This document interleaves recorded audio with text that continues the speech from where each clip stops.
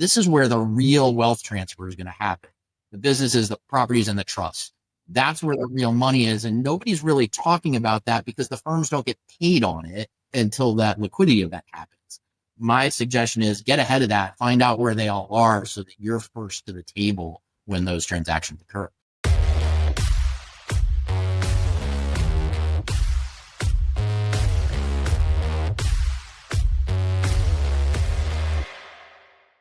Hey, everybody. Welcome back to another episode of Next Mile. I'm your host, Kyle Van Pelt, co-founder at Milemarker. And today I am joined by Kevin Knull. Kevin is the CEO of TaxStatus, and he's one of the best Tony Stark impersonators in our business. If you don't remember or you didn't see it, Kevin wore an incredible Iron Man suit to a T3 conference years ago to highlight the power of Money Guide Pro at the time and made quite the statement. Kevin, thanks so much for joining the show. Thanks for having me, Kyle. Yeah, the one thing that nobody knew was they had mixed up the wires on those lights on the hands. And so I was actually getting burned the whole time I was presenting through this electric burn. It's a funny backstory there. Oh my goodness. I'm sure you recovered from that at some point years later? I did, but it was funny at the time. Oh man. Yeah, you're sitting there trying to present something and every movement, your hand is just burning. Yep. Incredible. All right, Kevin, I ask everybody the same question that comes on the show, and you're not going to be any different. So I've had hundreds of these conversations on air, off air. I found everybody has their own unique path to this industry. Some people, it's very traditional. They followed in family footsteps right down the ladder, and they're doing what their family loved, and they love doing it too. Some people didn't even know this was an industry to get into, and they come in the side door later in their career. Maybe it's a career change. But what I've found is whether your path is traditional or untraditional, everybody has what we call a money moment. It's a moment in your life where the light bulb went on and you found yourself wanting to be in this space. So for you, what was that money moment that led you to having this conversation today? So I have a little bit of a different background. I went to U.S. Coast Guard Academy and served 3 tours in the military chasing bad guys down in the Caribbean, counter drug and search and rescue stuff and so forth. So I was kind of a service guy. I cared about doing good and joined the military to make money, right? I served 3 tours, got out after 9/11 and immediately started working for Hartford on the distribution side with a bunch of different products. And somewhere along the way, I got really interested in planning. And over that decade that I did that, the more I got involved with planning, and particularly where tax advice, investment advice, wealth management, estate planning, and the risk management all intersected is where all of a sudden I got really focused because I saw these separate disciplines that were not connected, right? None of these disciplines really interfaced with the others, maybe in a family office structure, but that's where I started really only pursuing opportunities that connected those dots. And, that intersection or the Venn diagram is where I was fascinated. So since then, I've run some RIAs, broker dealers, a family office, a Money Guide Pro, and some fintech firms. And I've just been maniacally focused on how do we provide better outcomes. For me, it came back to that service, right? That got me started. I want the life-saving moment, if you will. It's kind of extreme, but the same kind of thing of where, how do we deliver this great outcome to the family, which might be your parents, your spouse, whoever, that all translates to better advice, better outcomes to me. That I can't pick that moment in time other than say it happened somewhere in there that it just made sense that these things had to connect together. Yeah, that's great. I mean, and sometimes it's not always a particular moment. I know I've definitely had some guests say, oh, there's a series of money moments before I finally got the gist. It sounds like similar for you. Better advice, better outcomes, I think is a great line. And something I think about a lot. I mean, you sat in that seat at Money Guide Pro for a little while. You've ran BDs, you've run other things. The one thing that just sits front of mind for me is the juxtaposition of how simple people think this business is versus how not simple it is to actually deliver and execute advice. Even something as simple as, we should put this family in a 60-40 portfolio. Okay, sounds simple, but then underneath is what's the suitability? What are we going to make up that 60-40 portfolio out of? Who's going to trade it? Who's going to make sure it stays 60-40? Does that actually fit the plan? Should we put them in a 60-40 portfolio, et cetera, et cetera? And so for you, you've seen this from multiple angles. What do you think better advice, better outcomes means, when it really boils all down to this? Because people work so hard on trying to deliver for their families and trying to provide that service like you were talking about. But advice is just not nearly as simple as people make it out to be, is it? No, and there's really no definition of what good advice is. I wrote a book on the topic some years ago because I was so fascinated by this. There's no definition of good advice. There's no baseline for what that looks like or, measurement for success, which is really funny because in many other industries there is, right? And sometimes that baseline is the patient lives or dies, right? That's the measurement. That's probably a pretty extreme binary measurement. But in our world, in the advice world, there's a whole lot of gray. And so as I think about your question of is this 60-40 right, or is this financial plan right? There's science and there's art to this industry.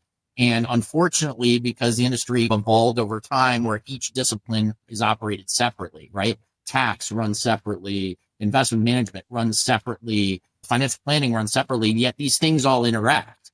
So if you think about that portfolio of stocks and bonds for a moment, that is creating a tax situation that impacts the tax side, right? But the two disciplines don't talk to each other. So a decision is being made in one that's impacting one or more of the other disciplines.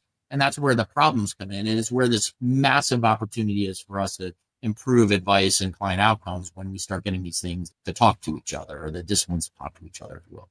Yeah, one of the promises of TaxStatus is frictionless access to IRS data. And I think I have friends who talk about this. I'm sure you guys talk about it a lot, but tax is one of the few areas left to create alpha in many ways for people and families having a good tax strategy. And I think some of it comes back to what you were just saying as well, which is how do we get the disciplines to talk to each other, things like that. So is that the goal here? If we get frictionless access to IRS data, we can provide better insight into what's going on so that we can provide better advice and get better outcomes? Yeah, that's really, ultimately, that's the end objective of our firm. Is we're not a tax firm, although we build tax scenario analysis and other things on top of the data. First and foremost, we start by focusing on how do we enrich the data to provide a more complete picture. So I'll use the typical advisor. The average advisor might have 30 to 50% of the client's assets, and they may not know about the rest of the assets at all. Right. So I would argue this is very much like going to a doctor and he only looks at you from the knee down and says, okay, I know what to do for your back pain. That seems a little bit crazy, but it's an extreme, but that's really what we do in this industry when we don't have all the information. So said differently, it's impossible to render holistic, complete advice to a client without knowing all of the information. You don't have to manage all the money. You don't have to have all the money at your custodian, but you do need to know about it. And clients don't disclose all the information. They don't do it because they have two other advisors and they think that equals diversification, or they don't because they don't remember the accounts, which is very common for our older clients and busy clients. Maybe they don't want their spouse to know about that other account that they have on the side. And that happens a lot more often than you know. But ultimately, the client is going to give you the information they feel willing to disclose or they remember. And otherwise, you're operating with less than the whole picture. So how do you build a portfolio or build a financial plan or build a tax strategy without having that full picture? The tax data, the IRS knows everything, right? They know, Kyle, they know every dollar of income you made last year. They know every account with the full account number by custodian that you're invested in. They know those private equity holdings that you have, and they know about the donations to charity. They know everything. And that information, we as an industry, since I've been in the business for a long time now, we've been trying to find that data, and aggregation and all the things you and I have spent our careers focused on are flawed because it all depends on the client sharing it. The IRS is the source of truth. They have everything. So if you're going to render advice, to me, that's the first place to start before you ask your client for any information. Get the thousands, 100,000 data points the IRS has to build the baseline for the financial plan or a portfolio or what have you. Yeah. Yeah, that makes sense. For better or for worse, they definitely know everything that's going on with us. And the age-old joke of, can you tell me how much I owe? No, we can't tell you. You have to figure it out. What if I get it wrong? You go to jail. Oh, okay. We'll try our best to figure that out then. No, but that makes sense. They are tracking all of that. And that would make sense. That should be the basis of things. I think an interesting question is, so how does that work from, call it a compliance perspective, a privacy perspective, right? So is the advisor then saying, okay, hey, Mr. or Mrs. Client, I'm going to use this tool that lets me get all of this data without you offering it to me? Or what's the workflow look like on that side? Yeah, really important. So the IRS says every taxpayer is entitled to see the data that the IRS has on them. They just don't make it very easy to do. right? The standard process is pick up the phone, call the IRS, request some information, you get bits and pieces at a time. In our case, we just made it really easy. So in about a minute-long process, the advisor can go and request consent from the client to go on their behalf and get that information from the IRS. So we're just the conduit for sharing that data. So that's a first piece of our company. So we're acting on behalf of the client to share the data with whomever they specify. That's it. We're the conduit, if you will, for the data. So if you said, I want John Smith to be able to share his data, you go to John, get permission through a e-signature process. We go to the IRS, we get the data, we share it back with you. Simple as that. The client, though, must give permission. That is the requirement. This is 100% consent based. We don't own the data. We don't share the data. We don't sell the data. We don't do anything with the data, but share it with the individual or the firm that the client requests or prospect requests. And that's it. Okay. All right. Then now you get into the age-old question of if you're not sharing it, you're not owning it, you're not doing anything with it. So you bring it in, the advisor shows the client, hey, did you know that the IRS has all this information on you, all of that stuff? And they want to move forward with it. And maybe they want that to get into a financial planning tool, or they want that to get into different stuff. What happens from there? How does that work? So let's say the client gave permission, you're the advisor, the client gave permission for us to share the data with you. We can provide that data to you via a number of reports or through an API. You can consume that data and push that data wherever you want to, but that's up to you as the advisor. We've done our job of sharing the data with you. And then we provide insights and capabilities on top of that as well.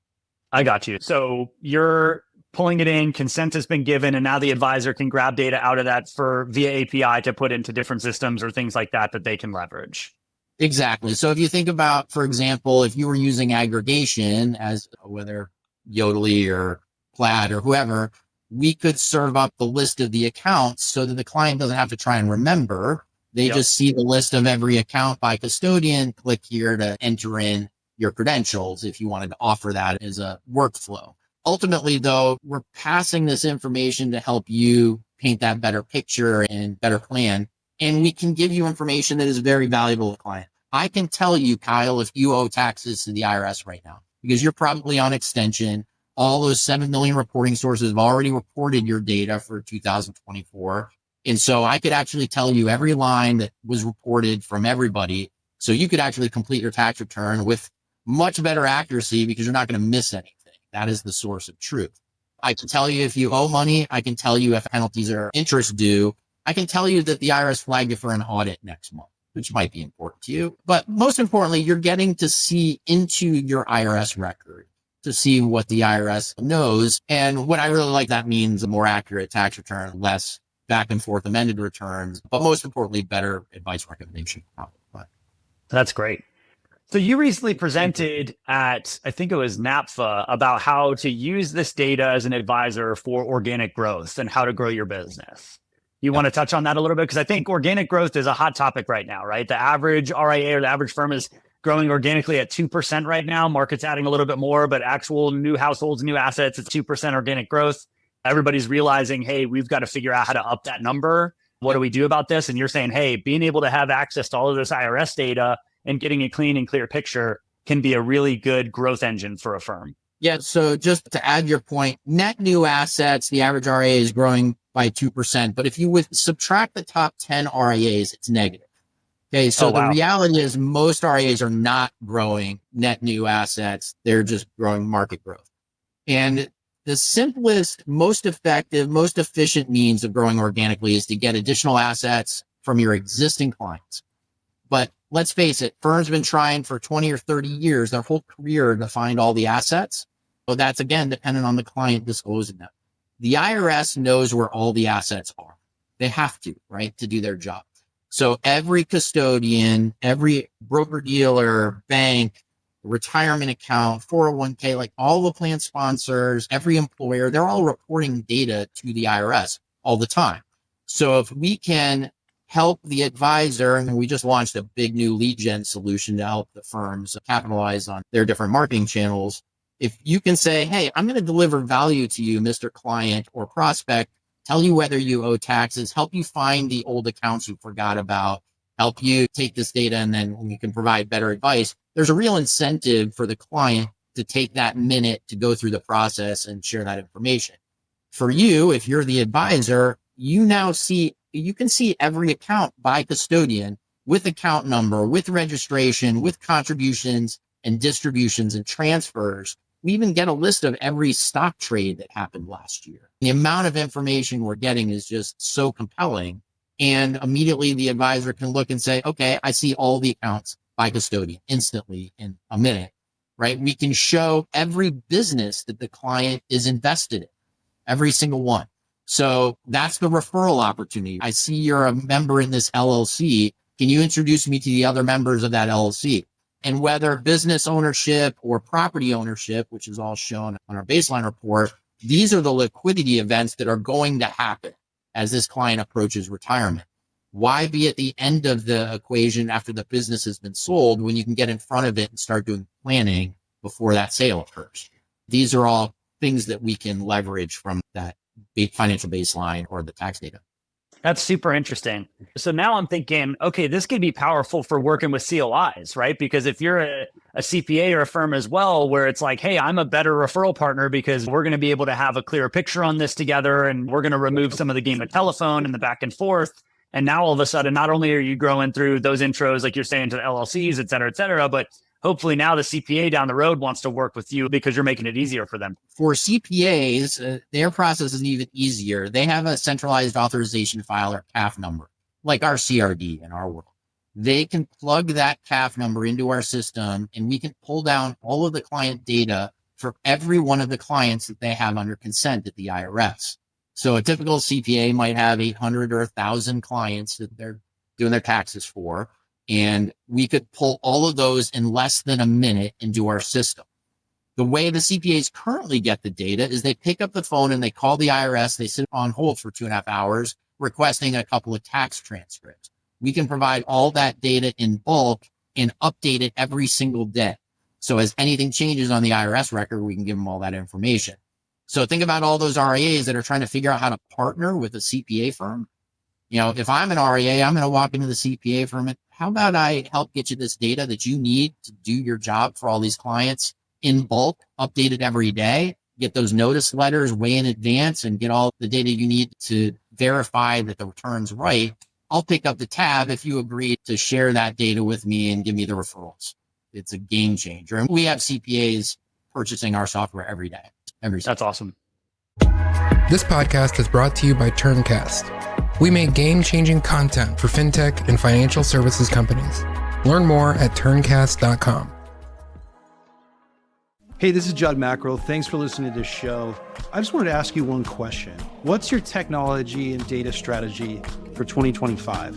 If you can't clearly answer that question, I'd love to talk. We are spending some specific time with select firms to really go deep and help you clearly answer that question. We believe that it's one of the things that often holds back firms from really achieving their potential, from really achieving growth, and really getting a lot of the things in the position that they need to be. The things that are holding up the way that you scale, like your workflows, how you manage data around your revenue, how you report all of that to your advisors, and getting clarity in all those things. I'm sure there's a lot of very specific things to your business that are really important as well, and we'd love to talk about that. If this is interesting to you, hit me up with an email. My direct email is jud@milemarker.co, and I'd love to hear from you, hear what you're working on, hear what your strategy is, and see if there's an opportunity for us to help you get more clear on that strategy in 2025. Thanks. All right. So we've talked a lot about how this data can be valuable for growing firms, for building relationships with COIs, for helping the clients now get a better picture on stuff that maybe they forgot about or things like that. But I'm thinking about all of the data from the other systems that advisors are trying to work with. And again, I'm zooming out to what you've dealt with your entire career. Here at Milemarker, we see all kinds of data spaghetti all the time. But what are some of the challenges that you're seeing still in the industry when it comes to data issues, ways that firms are working with data, and ways that they can grow if they had better data practices? I think the biggest friction point in our industry is getting that initial set of data, right? Onboarding a new prospect or client. And having sat with thousands of clients over the years, most firms will have a discovery process, right? That's a 1 or 2 or 3 or 4 meeting process where each time they're getting a little bit more data. Your option is either to ask a whole bunch of questions or Mr. Client, please fill out this 72-page data gathering form and go find the last 3 years of tax returns and et cetera. So give me copies of all your statements. In our case, we think that it's a much better experience as the client to do a quick process on their phone that gets maybe 100,000 data points of all of that stuff for the client as a starting point. It's not going to have everything, but it's going to have the income and the assets and the different accounts and properties and the businesses. That's a hell of a starting point. And now then you can add on it. Okay, I see that you have 3 kids. You made $1 million last year. You have 4 properties and 6 businesses, 3 of which are losing money. And be able to look at that. All of a sudden you can immediately start in that first discover meet talking about goals and objectives and what do they want to do with the money and so on and so forth. Then all of that data can be sent as a starting point to get that CRM populated, the financial plan populated, not completely, but it's, again, a baseline or a starting point. I think the problem at most firms is there isn't a standardized process for discovery and data collection. So if you look at the CRM or you look at the financial plan, there are holes everywhere, right? Oh, they didn't get the number of kids, or they didn't get the income for these 6 businesses. And so all of a sudden there's a wide variance in the advice deliverable. And I think that issue of getting the data you need to render advice and then scaling the advice is the real problem our industry is faced with here over the next decade as advisors age out. Well, and I think too, if you look at some of the larger enterprise firms, what gets interesting too is you have, okay, advisors are out there running processes, and those are maybe different for how they're doing that. And then you've got the service side of the organization or the enterprise who's trying to execute a lot of the advice that's happening. And then I talk about a third problem right now, which is these enterprises, it's really hard for them to get a full picture on what's going on across all of the advice creation, advice execution, everything that's happening. There's no tools for that, really. There's no way to be able to have insight into what's actually happening across the business, right? Who is not running good data discovery? Who is not figuring out or running the process the way we want it to? And how do I actually empower my advisors to get better? How do I find the advisors that have negative growth so that I can try and turn it around and get them positive growth? Because I know a lot of the RIA leaders we talk to are saying, we can keep buying firms and that's great, but it would be even better if I could figure out how to take the firms we already have and give them a 5-7% lift on organic growth. That would be great. I know you've sat in those chairs too. It's tough to have executive insight to what's going on across an RIA firm. So this is really where I'm spending a lot of my time right now with the C-suites of these firms. And it's really, regardless of the firm type, whether RIA or broker-dealer or financial institution, all of the C-suites are trying to figure out how do we get more data and grow organically from what we already have, right? It's far easier to get more money, more revenue from existing clients if you have the information. So if we're dependent on each advisor doing this one at a time, it's difficult. But right now I'm working with firms that they want to send out, we have a unique link to every firm or advisor. They can send out one email with a link in it and say, Mr. and Mrs. Client, click here. It'll take you a minute. And in return, we're going to do this, that, and the other thing, whatever their messaging is. But that firm now has a standardized process and a standardized set of data they're going to get back for every single client or prospect. We could run a million existing clients through our system today and return back to that firm and say, here's where another 2 trillion in assets are. You only have 32.3% of the custodial accounts across that client base. That CEO is going to lose his mind, whether a little RIA or a big wirehouse broker dealer. All of those firms, when they see that there's another 60% of the total, or call it 100 to 200% more assets. And we have examples where we had a firm that they had a few $100 million and they found double or triple that, not only in the held away assets, but also in the businesses and the properties. This is where the real wealth transfer is going to happen. The businesses, the properties, and the trusts. That's where the real money is. And nobody's really talking about that because the firms don't get paid on it until that liquidity event happens. My suggestion is get ahead of that, find out where they all are so that you're first to the table when those transactions occur. Yeah, man, that's great. I love it. All right. I want to ask you to get out your crystal ball, look forward a few years into the future, and let's talk about some of the trends that are going to be happening in the industry that people should be paying attention to. So what do you think's coming down the pike? Everybody's talking about AI. Everybody's talking about consolidation. I'm sure those aren't going anywhere, but curious to hear you riff on what's coming down the path. All right. So The day I left Money Guide, I went straight to Switzerland because I thought that was going to be the future. And I decided I was going to learn as much as I could. It just so happened that the EPFL in Lausanne, Switzerland was that center of the universe for AI that nobody knew about because Switzerland, the Swiss don't tell anybody anything. So I went there, spent a bunch of time, learned from some really smart people. And I've been, again, extremely focused on the AI space. So I'm neck deep in it or deeper here and have been for some time. I think AI right now is everybody's talking about it and it's the buzzword, but everything I see right now is about workflow, right? Efficiency. How do I write an email faster? How do I create some efficiencies around the different workflows? I don't think that's the real thing that's coming. And we're working on a pretty big project right now that I can speak to, but I think the future is where you can leverage AI to do the research for you, to find the information for you, but with zero hallucination. There's been a couple articles this week about lawsuits where the judge nailed the attorneys for using AI to do the research and it made up citations and so forth in the case. And now there's going to be a real precedent. If you do that and you use faulty submissions there and to back up your case, you're going to have a real problem. I think those firms that are ahead of this, that figure out how to leverage generative AI for research purposes and to gather the data, but then to leverage the math on top of it, because AI isn't good at math, right? So I'll give you an example. Go ahead and type into Chat GPT, or let's use Copilot for a minute. Type in Copilot, how many R's in raspberry? When you do it, it's going to say 1.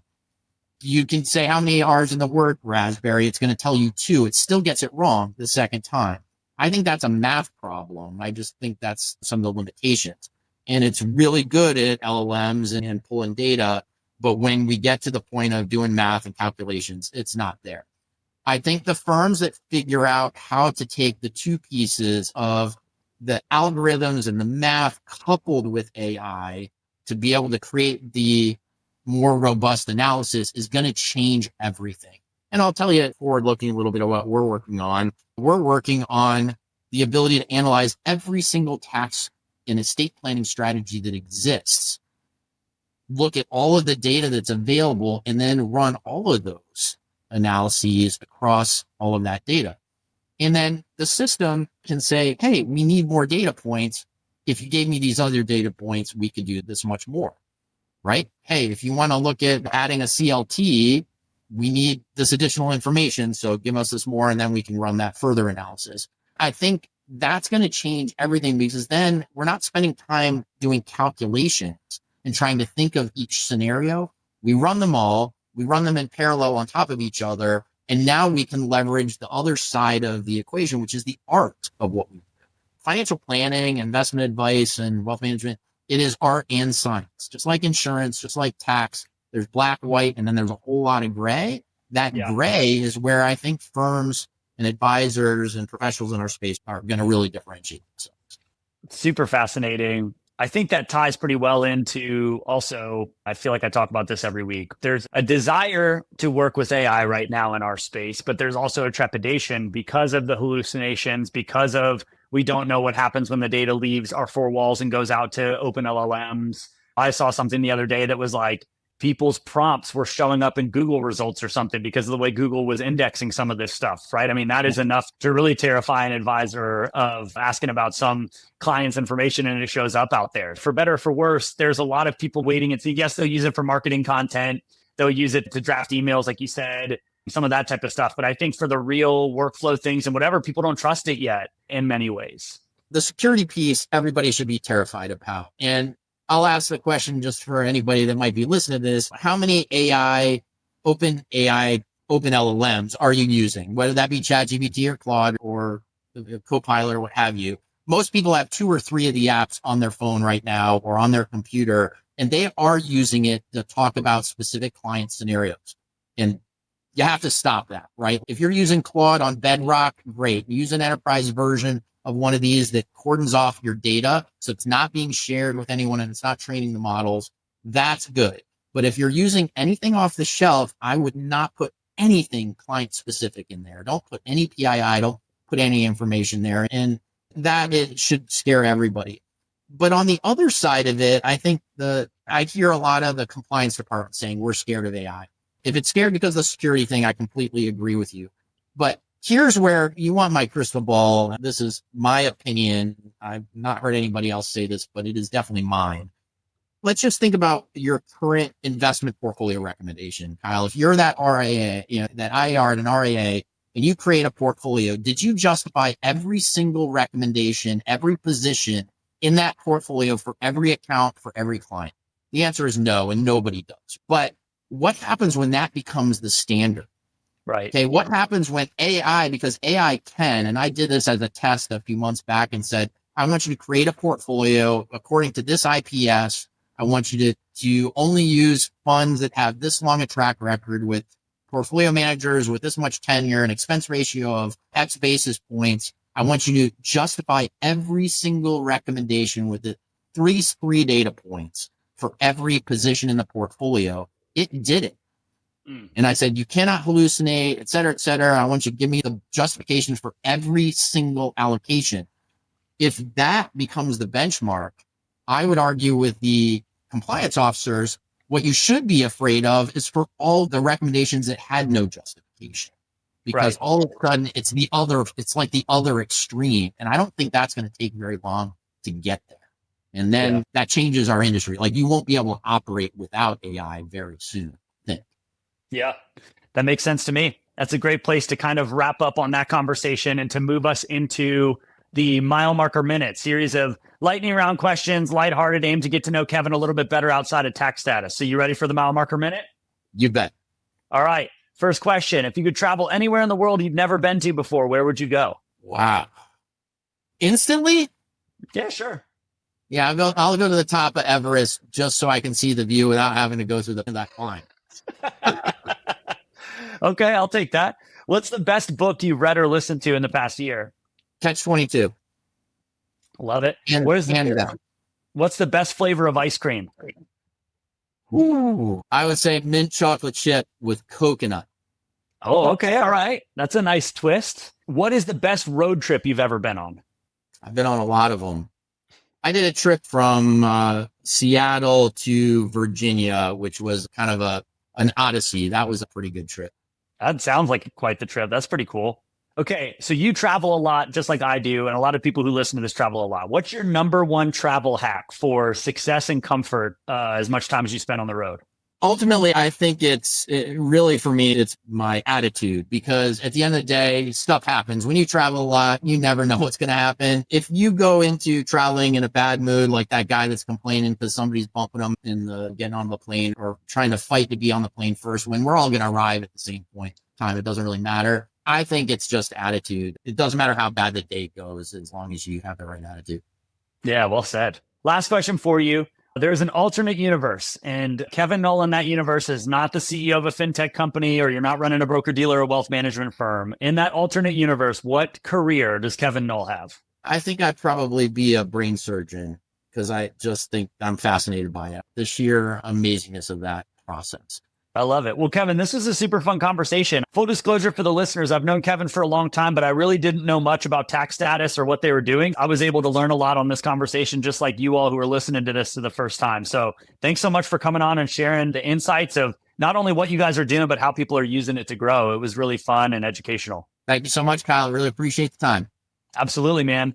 All right, everybody, that's been another episode of Next Mile. Thank you so much for tuning in. Make sure you click follow or subscribe wherever you're listening to this or watching it. And if you'd be so kind, leave us a review so other people can find great conversations like the one I just had with Kevin. But until the next episode, enjoy every mile.